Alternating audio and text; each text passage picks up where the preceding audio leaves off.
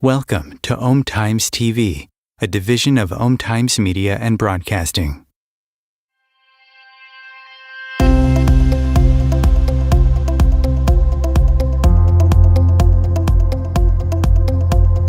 Sex is the life force energy that runs through us all. The link between sex, creativity, and the sense of aliveness is strong. Can you use sexual energy for your spiritual evolution?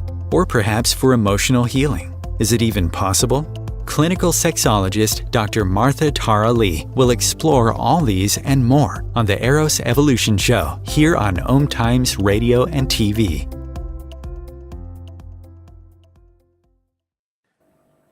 Hello, and welcome to Eros Evolution. This is where we talk about sex, spirituality, and everything in between. Today, I have a very interesting, amazing guest. She's really a reality star show host and really getting a big traction in the UK. So today's session, we're going to be talking about managing intersections. So BDSM authority transfer-based relationships and non-monogamy. So that's this intersection between the two. So being in an authority transfer-based relationship can be complex enough. So if you add non-monogamy into the mix, maintaining healthy, joyful relationships can seem so difficult. So in today's episode, we'll be talking about how this intersection will look like, the skills to make these relationships more likely to be successful, and what it is like to live full-time in the intersection of these two alternative lifestyles. So for those of you who do not feel that you are in these relationships or not even interested in these relationships, please stay tuned, because it's so important to just be better, in communication when it comes to our own personal relationships. So let me introduce more about my guest, Dr. Laurie Beth Bisbey. She's a psychotherapist. She's a psychologist, sex and intimacy coach, accredited advanced GSRD, which stands for Gender, Sex and Relationship Diversity Therapist, who has been working with people for over 33 years, helping them to create and maintain amazing relationships containing sizzling sex without the shame. So she's the resident psychologist, aka Dr. Laurie, on this show called Open House, The Great Sex Experiment. And it's by Firecracker Films, Channel 4 UK. So she's also the host of long-running podcast, The A to Z of Sex. So be sure to check it out. And the author of a number of books, from self-help to erotic memoir to erotica. She identifies as a queer, polyamorous leather woman who lives with a full-time authority transfer-based relationship with her husband, as well as having a number of other committed, intimate relationships. So be sure to check her out on all social media platforms as Dr. Laurie Beth Bisbey, that's Bisbey, Facebook, LinkedIn, Twitter, YouTube. And her website is drlauriebethbisbey.com.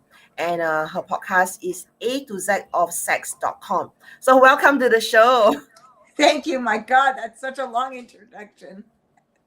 Yeah, I didn't want to miss anything, and just giving a shout out to you. So for those of you just listening to the audio, Dr. Laurie has red curly hair and just looks simply fabulous. And behind her is her bookcase. So how many books do you have? How many have I written? Let's see. 1, 2, 3, 4, 5, 6. There's 6 in print. Well, no, there's 7 in print, and I've written 8. And I've got chapters in a couple of other books as well. Wow, you're prolific. I have 4, and yeah, I've been sitting on my ass for quite some time, and yeah, I really need to get going. I've got one in progress, and it's driving me nuts. When you're in a regular writing theme, you put out a lot, but when you take a break, it's the death knell to get back in that pattern. Yeah, it takes on a momentum. So yeah, it really takes discipline, and it's like birthing a child. It really is. I experienced birthing pains when I was writing one of my books. So let's talk about BDSM authority transfer-based relationships. How is it that you use this term authority transfer? Because I think this is the first time I come across this term. Okay, so it used to be called power exchange. Yeah. Right. And part of the reason that we move from using power exchange to authority transfer is that we're not actually giving up your power. And the example that a friend of mine used that I still love is, if you give your best friend your keys to the car, you still own the car. You're just letting them drive it. So when you're handing over authority, you still have your power. You're not giving that away. You're just saying to someone else, I'm going to let you run the show with consent. And so at any time, you can assert your power. And I think that's an important distinction, because people who listen to us talk about it get very concerned about abuse and coercion. If you're not handing your power over and you know that, it's much harder to be coerced. I love it. It's just about being more accurate. Yeah. Yeah. It's also... Yeah, go on. Go ahead. Well, I think the thing people don't get is that there are power dynamics in every relationship. The difference here is we're negotiating them. We're being conscious of them. We're thinking about what's going to go in this dynamic. What am I handing authority over to? How much of the authority am I giving you? Whereas in a kind of a traditional marriage, it's all assumed and it's never discussed. Yeah. I find that this non-discussing, this assumption actually causes a lot of problems. And I think what people do not realize about these authority transfer relationships and people who are into energy play, sensation play, I don't think they realize how much communication and negotiation there needs to be. Some people might identify with, okay, I'm into this kind of thing, and they just throw themselves into it without any training, without any realization they really need to sharpen their communication skills. Absolutely. That's to me, the most important part of this is that you're actually negotiating everything. Because these things run so deep, the fact, let's say you decide to do some forms of sensation play, actually allowing somebody to create an intense sensation, that hits you on all levels, spiritual, emotional, and physical. And if you're not talking about it and you're not prepared for it, it can really impact the whole of a person's life. And they've had no preparation. And maybe your partner thought that this was something casual, but for you, it turns out to be something deep. Then there's a mess to clean up. Whereas if you're actually communicating, well, what is it that I actually want, and getting education and gaining sort of supervised experience, so you know what to do with all the feelings that arise. Yeah, it's really so important, because what might seem like a small thing, you can't take it back. It seems like a small thing, but it can have a detrimental effect. It can feel so violating. um I I mean, I don't want to like throw around this term so frivolously, but sometimes it feels as damaging and violating as, like, people use the word like, I feel like I'm being raped. Well, if you're not prepared, it can feel that intense. Yeah.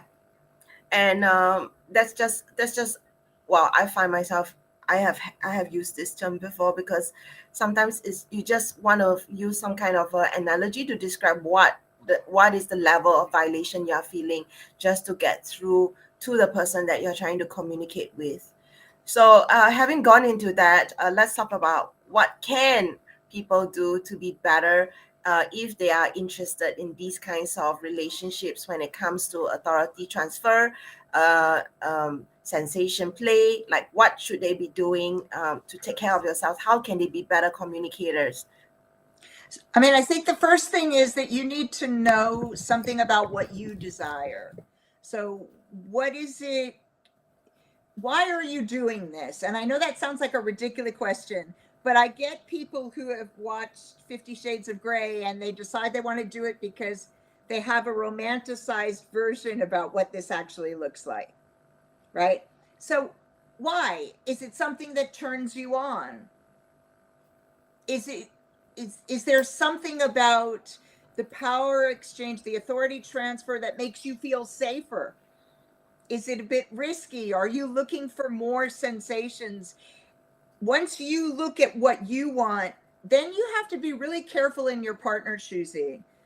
We learn how to risk assess in every area of our lives, except relationships.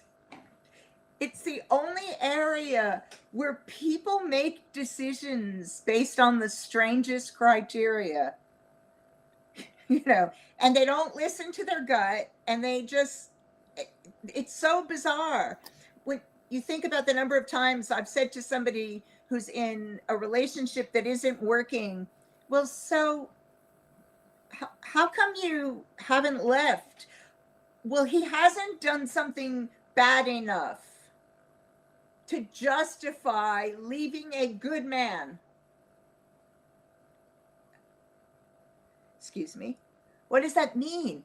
So you're going to stay miserable because in order to leave, you've been taught it has to be because it's a bad person.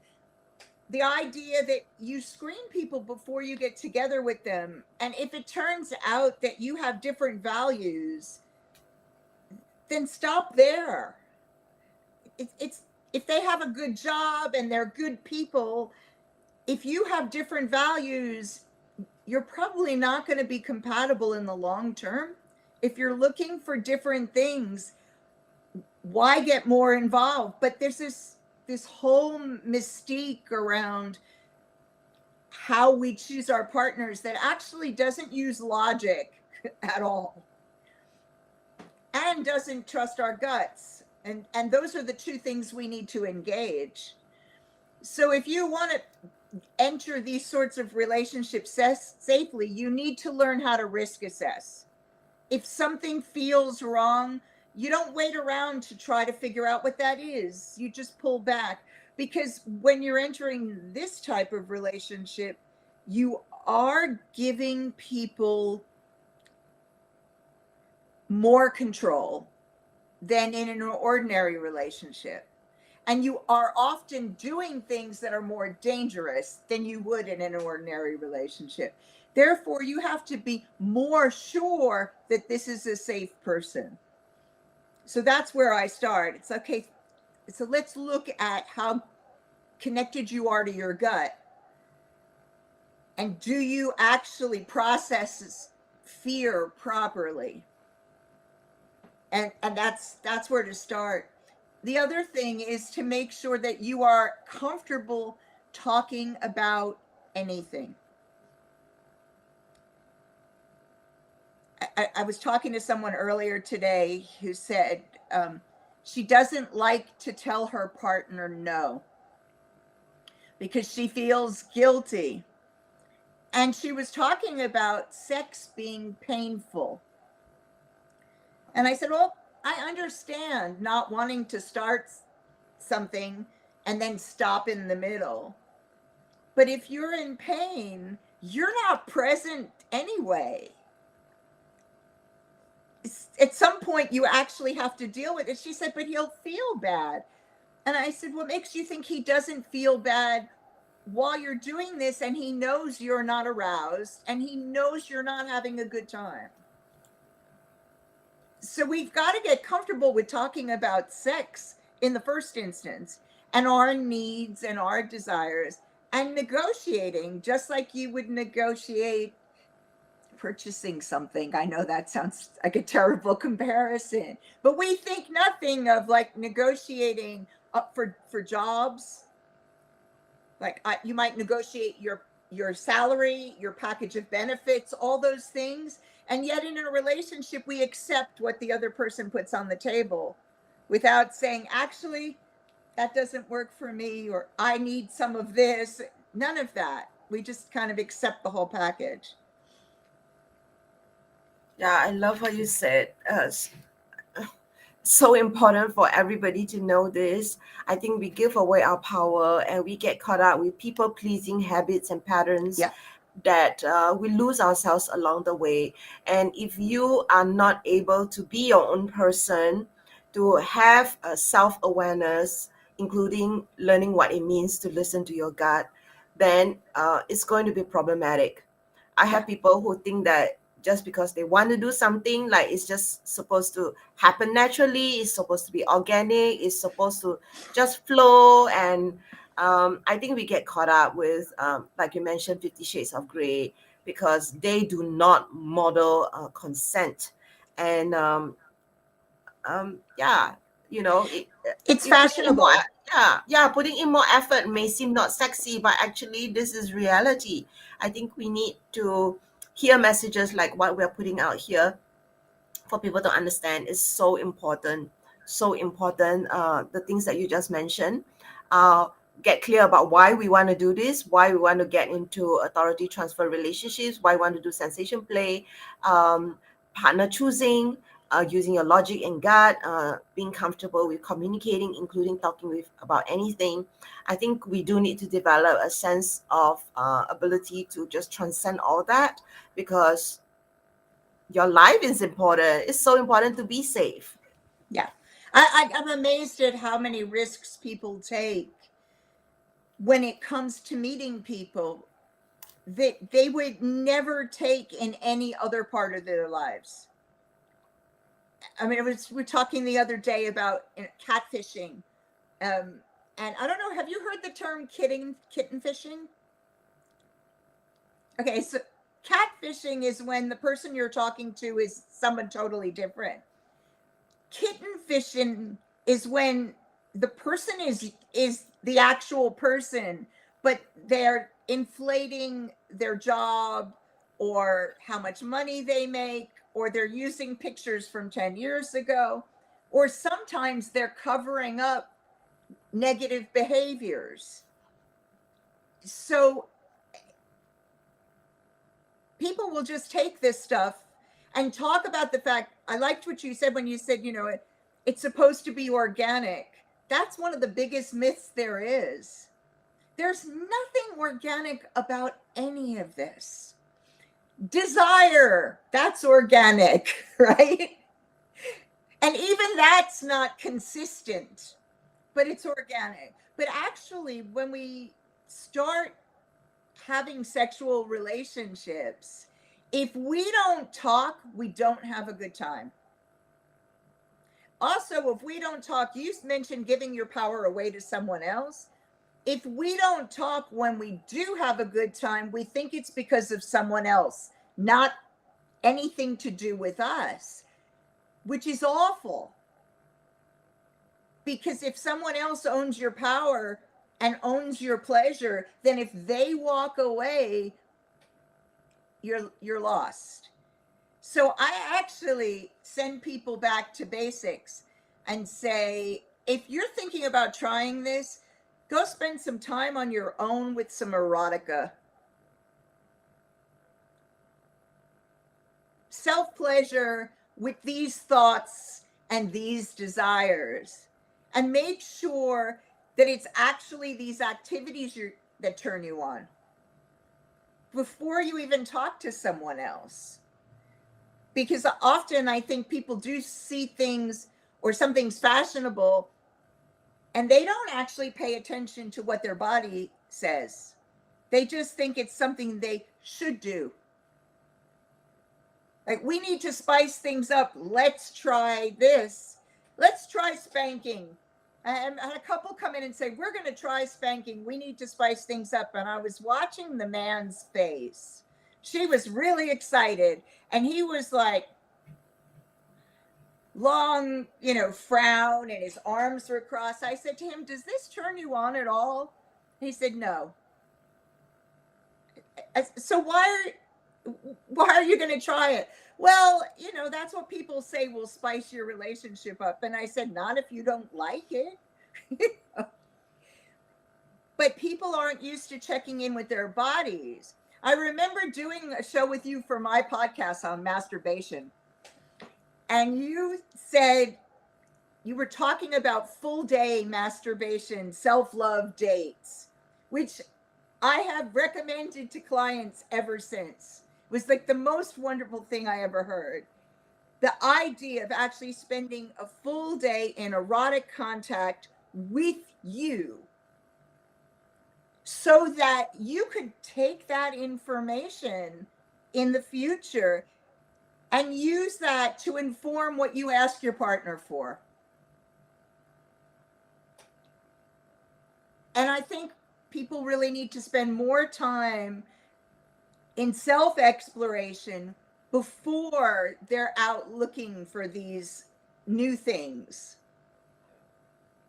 Yeah, I know so many people, as I said with what you're saying, I know so many people who are probably it will not go down well with them, because I think we are so used to jumping ahead. We're so used to doing things quickly. We don't have patience for these things anymore.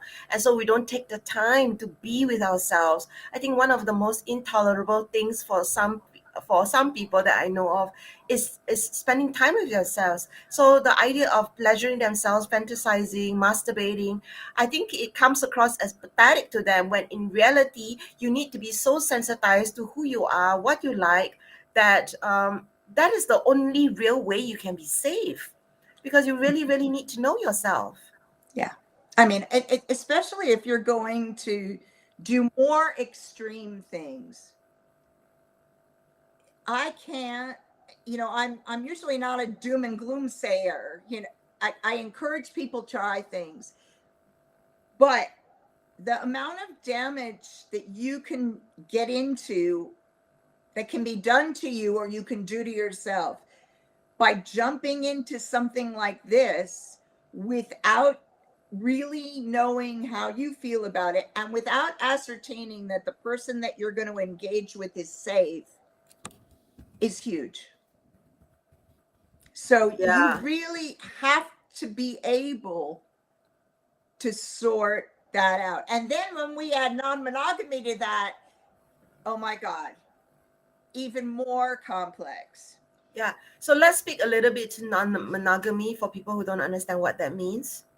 So non-monogamy is whenever you're having more than one consensual sexual relationship at the same time, versus monogamy where you have one person and that's the only person you have sex with. So just and to be clear, non-monogamy runs the gamut from just going out and having sex with multiple people to having actual full-on emotional relationships with multiple people. yeah. And just to be clear, it's not cheating. No, because the word there was consensual. Everybody has to know and be okay. Yes, Otherwise, it's cheating. And the extent to which they choose to know or not know about some things is entirely up to the people involved to negotiate and to agree on. Yes. And so some people don't want to know what their partner does with someone else. And they'll be like, I just want to know that who this person is and that they're a safe person. Some people don't even want to know who the person is, right? So some people have arrangements where when one person is out of town, what they do is their own business. Other people, everybody sits down at the table together to have dinner. It's the whole range. But the important bit is it's all negotiated and all agreed on. So when it comes to non-monogamy, the same things apply. Knowing your why, being mindful about partner choosing, using your logic and gut, and being able to talk about anything. Yeah, absolutely. And listen, if you're in a relationship and you're thinking about opening it up, the time to do that is when your relationship is strong, not when you're having problems. Oh my God, tell me about it. So there's this sex educator in Singapore, when somebody was sharing about how sex is not good.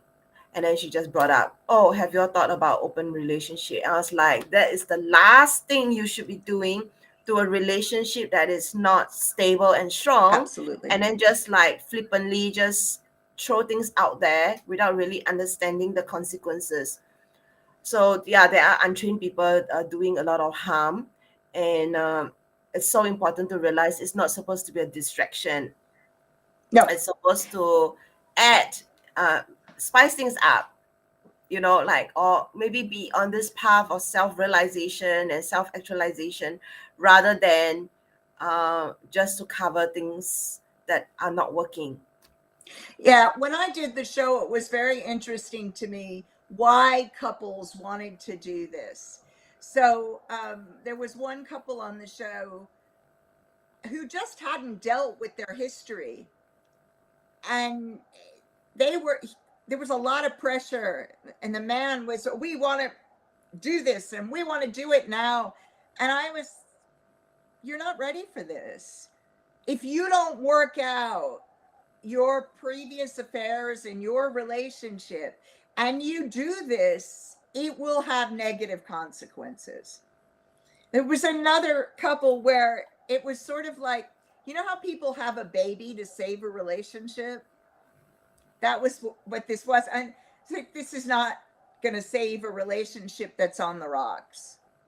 Yeah, it's so clear to us as an outsider, but them living out their own lives, I think sometimes they just get so excited, they just want a quick fix, and it's sometimes not the nicest thing in the world to be the bad person. Yeah, No, so if they want, a lot of times people want my permission to go, and I'll give you my permission once you've done the work you need to do. It's a lot of fun when you are ready. And even then, we all have feelings to manage. So you have to know that it isn't easy. It's not an easy lifestyle. It's not easy. Yeah. Also, so after this break, we'll come back and unpack more of this. Absolutely. Om Times TV. Imagine becoming a super influencer. Reinvent yourself, invest in your brand, and then manifest your success with a robust spheric approach. Om Times Media and Broadcasting offers a unique and multifaceted way to become the spiritual and conscious influencer you deserve to be by putting your message across our powerful platform with its proven record of integrity and excellence. Through our produced shows, Om Times offers the opportunity to become a social media TV personality, a radio show host, an Om Times magazine columnist, and a syndicated podcaster, all in one shot. By live streaming your show on Om Times TV and broadcasting it across the extensive Om Times radio and TV networks, you become more than a host. You become an ambassador and a force for positive change. Om Times. Open yourself to the possibilities. If I could be you, and you could be me for just 1 hour. If we could find a way to get inside each other's minds. Walk a mile in my shoes. Walk a mile in my shoes. Well, before you abuse, criticize, and accuse, walk a mile in my shoes.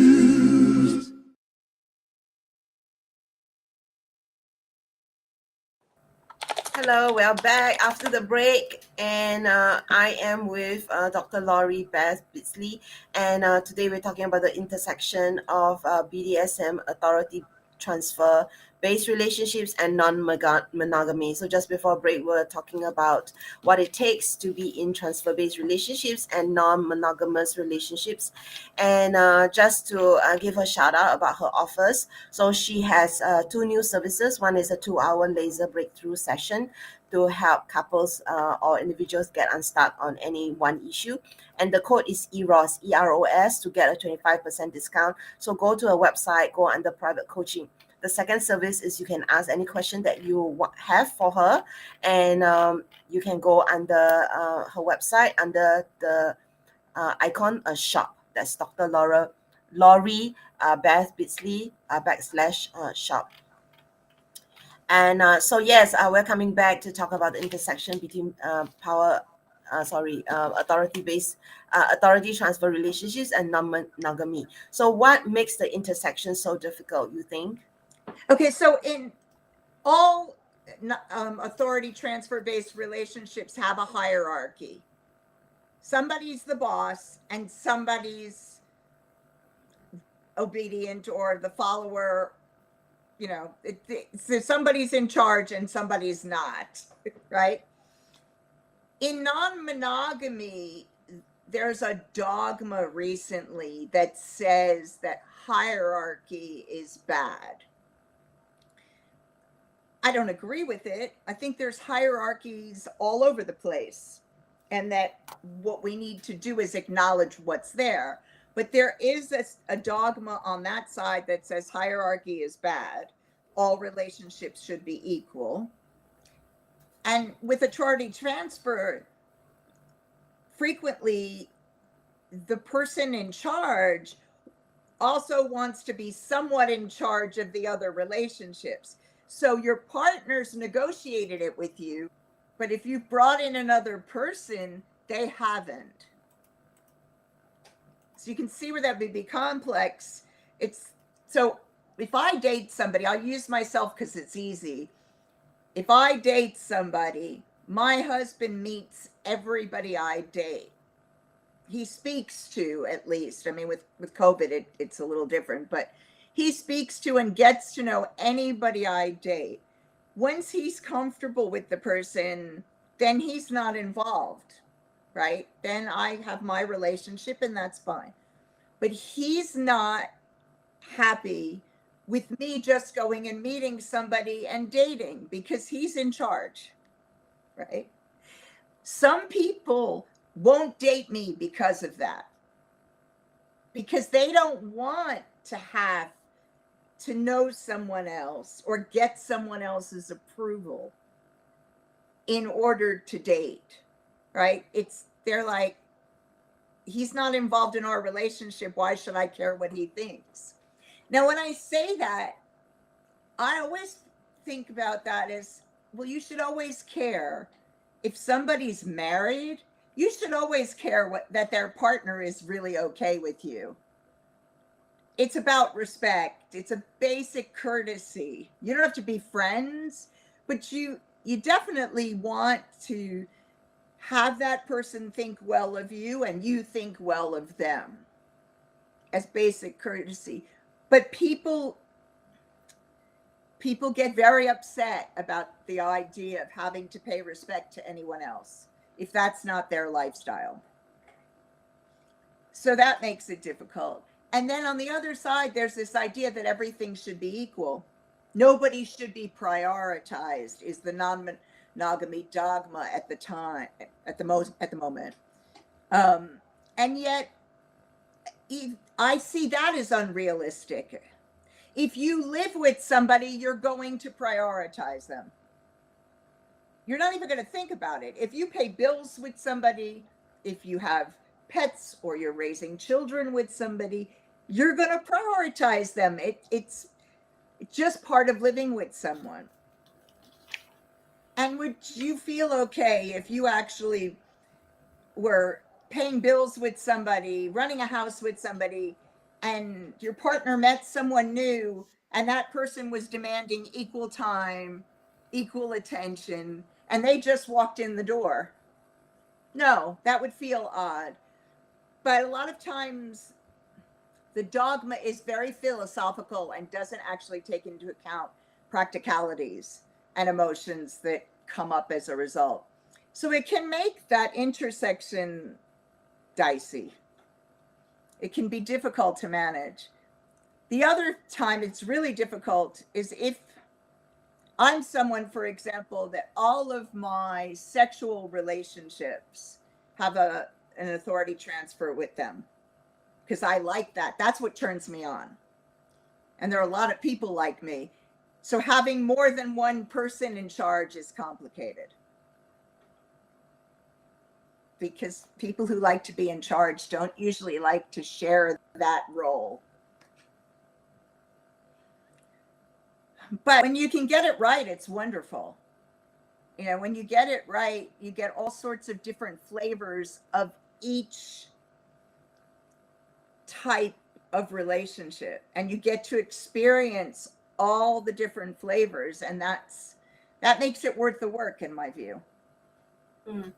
So I think at this point, people might have that question. I know the answer is pretty obvious to you. Why do people get themselves into these situations knowing how complicated and difficult it can be? Well, I'm not sure the answer is obvious. I mean, for me, what I experience and I've observed in the world and with clients is that usually it's because our needs are along these lines. So for me, sexually, when we talk about sexual orientation, your sexual orientation is about who you're attracted to. I'm not attracted to gender. I'm attracted to dominance. So authority transfer-based relationships for me, that's my sexual orientation, because what turns me on is somebody who has that power and that dominance, and for me to be able to hand over control. So that's why I step into that. There are a lot of people like me who will say it's complicated, but it's what I actually need. When you add non-monogamy, similar answer. I mean, when I really feel strongly about somebody, I see no reason not to have a sexual relationship, you know, if it's appropriate, right? I'm not, I share, and that's just how I am. And so the idea of being monogamous, although I had a monogamous marriage, it was pretty awful. It felt like I was constantly having to step on how I felt and step on desires, and because I wanted to keep to the promise I made to my partner. Yeah. Most people get involved in these situations because of the things that turn them on. Thank you so much for your answer. So, to me, the obvious answer is people who get into authority-based, non-monogamous relations do it because it is a big part of who they are. It's not a negotiable. It's a need. It's like you said, it's an orientation, and the world is made up of all kinds of different peoples, and it's so important to understand that they're just different from you. The monogamous model. I think people just assume that of others because this monogamous people seem to be in the majority, and so there's this privilege of, or this blinkers of assuming that that must be the case for other people. So it's so important to not make assumptions, and also there's really no need to judge people who choose to be in a different kind of relationship than you. You don't need to understand. You just need to accept that people are different.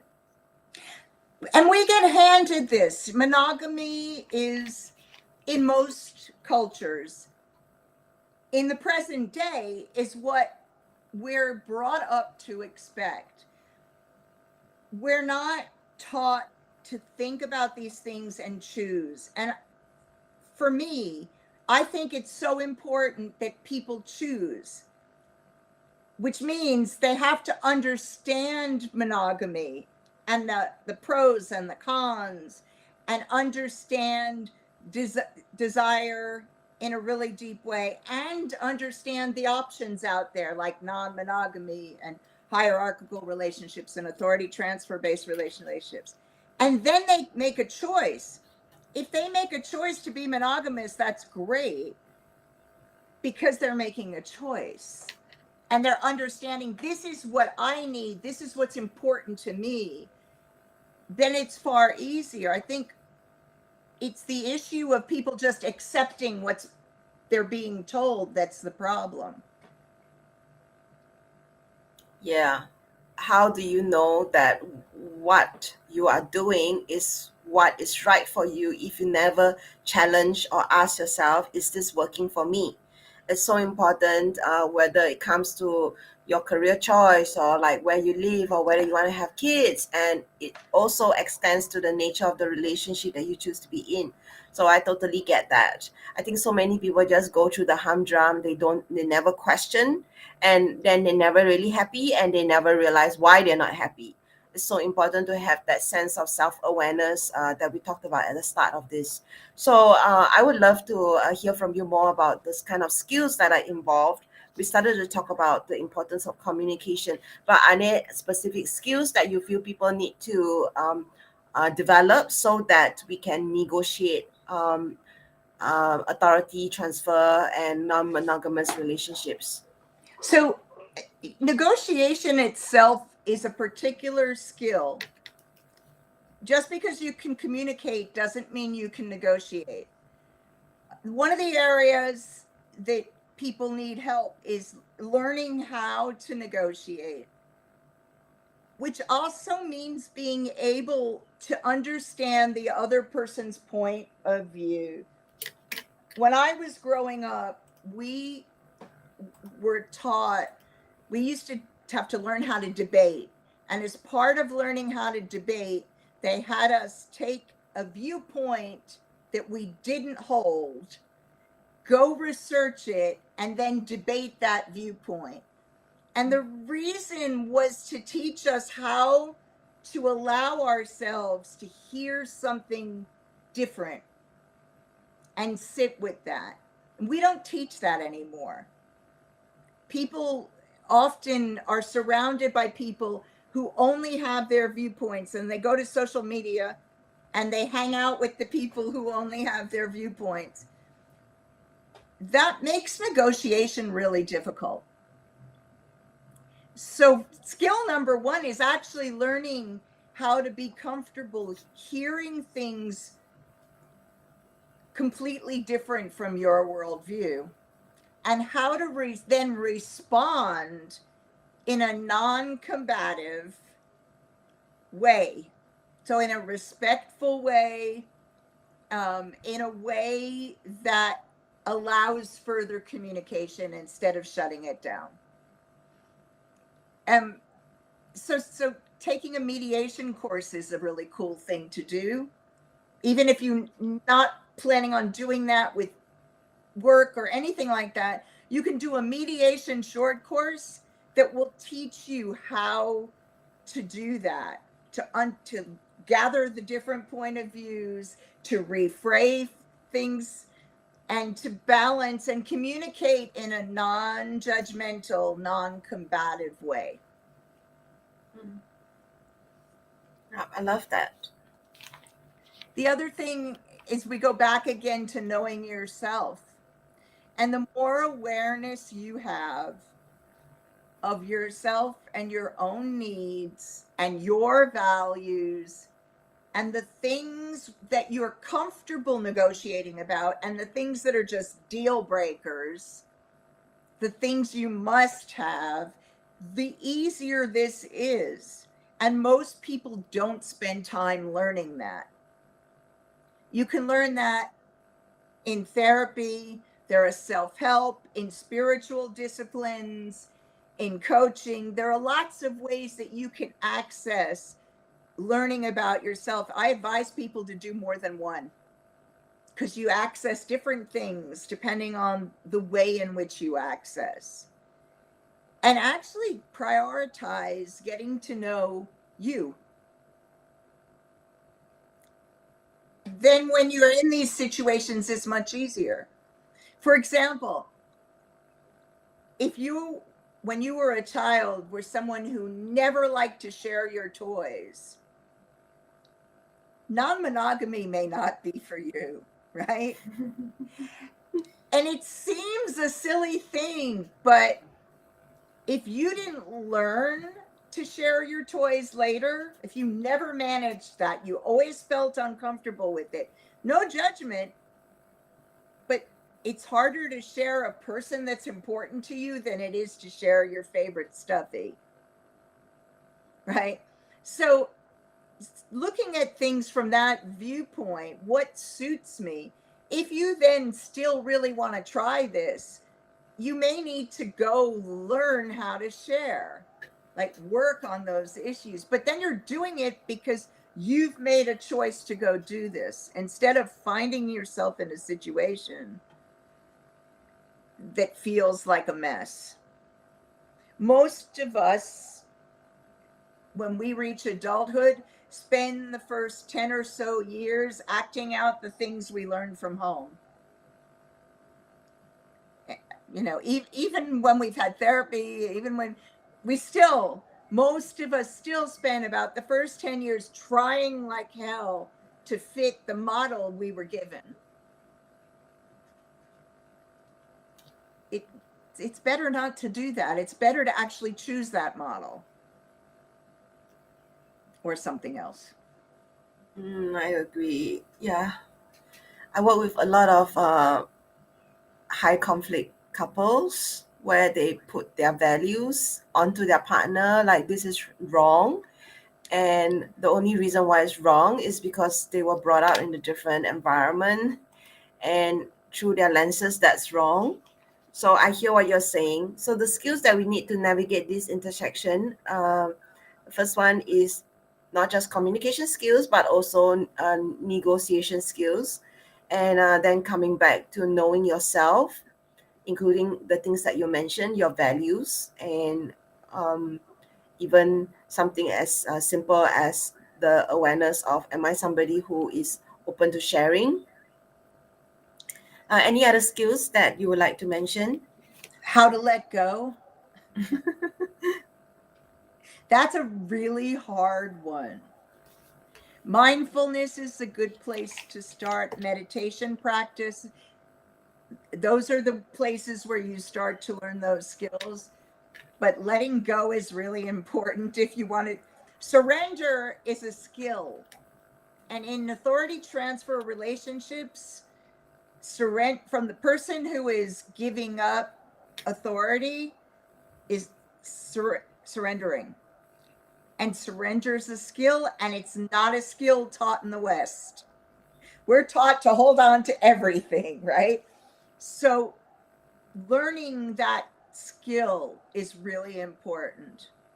And like I said, mindfulness, meditation are two of the best places to start learning that.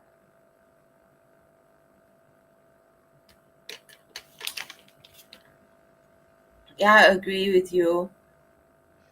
I think part of letting go is also training yourself to let go of relationships that doesn't work for you.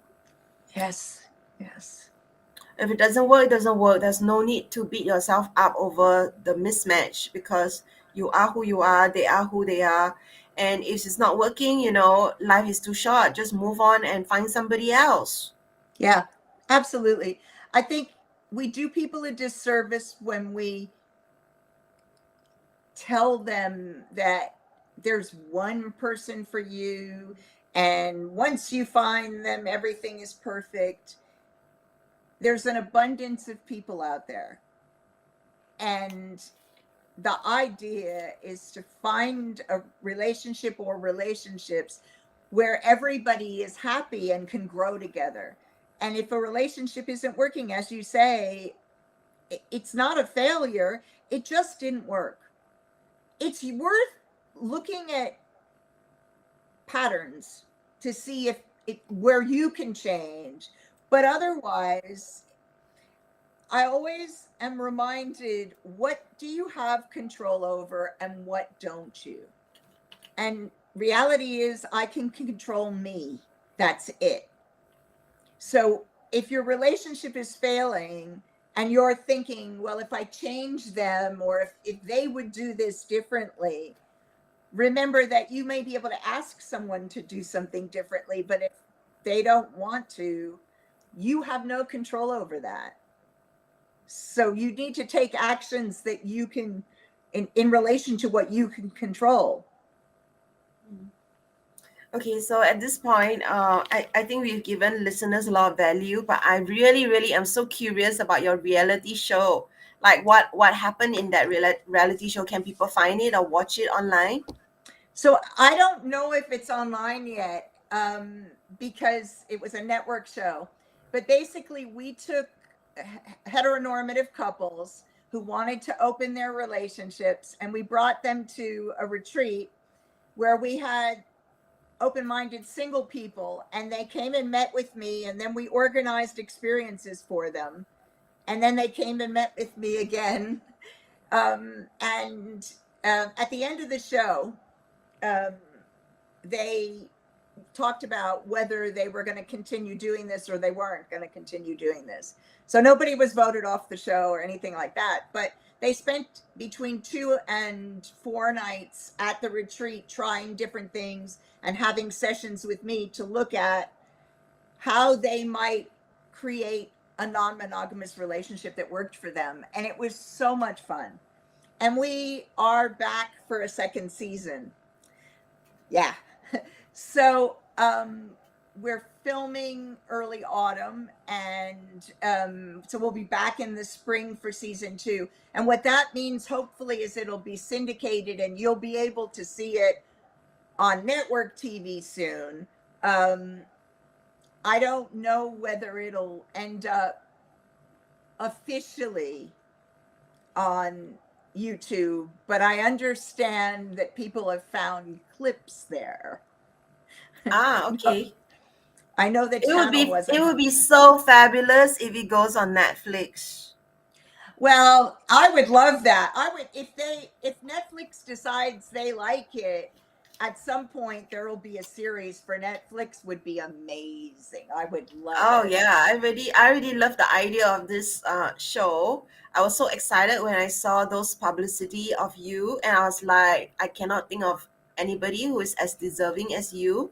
You've been doing this for so thank you. long and supporting clients, and you are also in the lifestyle. You know what you're talking about. So it's so great. I'm so happy for you to have this success. So we do need to kind of start to wrap up the show. Do you have any last words? I think if I say the most important thing is getting to know yourself, and that may sound boring, but it is the most important thing.